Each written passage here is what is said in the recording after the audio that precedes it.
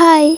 আজ বিকেলে আনভিকে নিয়ে একটু পার্কে বের হয়েছিলাম। সারাদিন ঘরে থাকার পর বাইরে বের হওয়ার জন্য অনেক উৎসাহিত ছিল।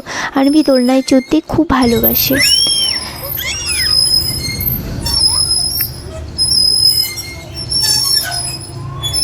দেখো ওর হাসি মুখটা, দেখলেই মনটা ভরে যায়। বিকেলের সুন্দর আবহাওয়া আর ঠান্ডা বাতাস খুবই ভালো লাগছিল এবং আমরা কিছুক্ষণ হাঁটাহাঁটি করছিলাম। আনভি পার্কে ফুল আর পাখি দেখে খুবই মজা পাচ্ছিল। কখন থেকে ডাকাডাকি করে যাচ্ছি, আসছেই না। ও ওখানেই খেলবে, ওখানেই থাকবে, কিছুতেই আর আসছে না।